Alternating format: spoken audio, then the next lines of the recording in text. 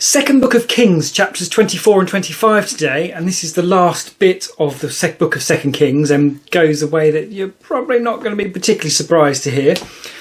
We open with a king called Nebuchadnezzar, who is nothing to do with the Matrix at all, and turns out in fact to be the king of Babylon. He turns up anyway, and he oppresses the king of Judah, who at this point is Jehoiakim, something like that, who seems to just do what Nebuchadnezzar tells him, so he seems this pretty pointless king. But then randomly decides that he's actually, no, I'm going to rebel against Nebuchadnezzar, and decides he's going to fight back, as it were. But then, for all of the good it does, because then God sends against him Babylonians, the Arameans, Moabites, and the Ammonites. All these raiders from these different societies attack Judah. So, yeah, I mean, to be fair, Jehoiakim is a bad king, so that's probably not helping, I guess. But God seems pretty determined at this point to put the boot in to finish off the Israelites. There's an interesting footnote here, that because it talks about the Babylonians turning up, but the little footnote refers to that saying, or maybe Chaldeans, whoever Chaldeans are. But that's interesting, because I've heard of Babylonians, I've never heard of Chaldeans, and I don't think it makes any difference, I don't think it matters. But it's just interesting that seems like a genuine bit of history, doesn't it? They can't always tell these things for really old writings. Anyway, from Judah we had Jehoiakim, who was the king, and now we have Jehoiachim.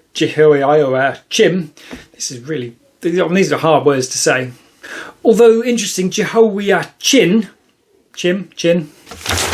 Jehoiakim, the first of the ones that sound like that, he doesn't die, so he is still around, but he's replaced by another king who doesn't sound like he's around for very long, and then he's replaced by another king called Zedekiah.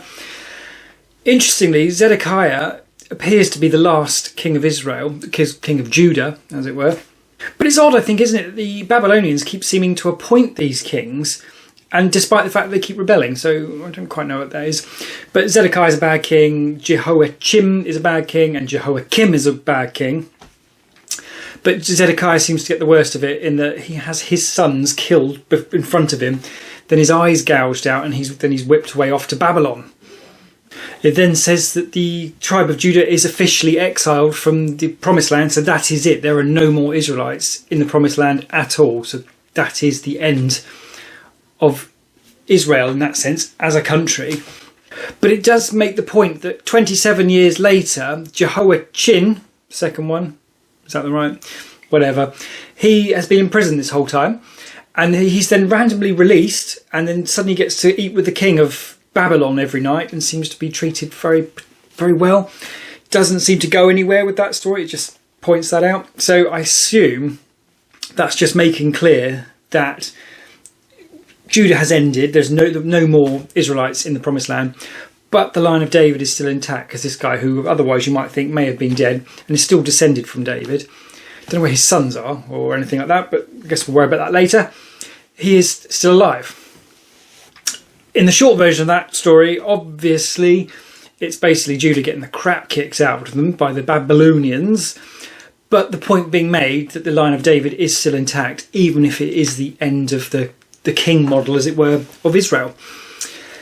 In terms of the interesting points to pull out of that, it's weird how this all comes about in a way that looks perfectly sensible. If there was no God, if you behave really badly and muck up your kingdom, the chances are someone's going to come along and knock you out of it and take it over.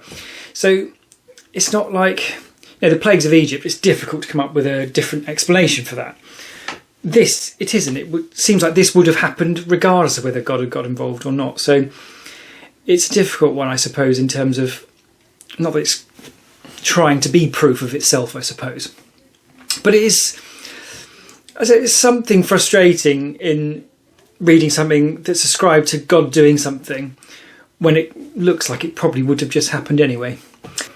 But yeah, so that is the end of the Book of 2 Kings. The next video will be the summary of the Book of 2 Kings, and we'll try and come up with some sort of, I don't know, some sort of tidying up for that. And then we're on to what I think is the Book of 1 Chronicles, and see what that's all about.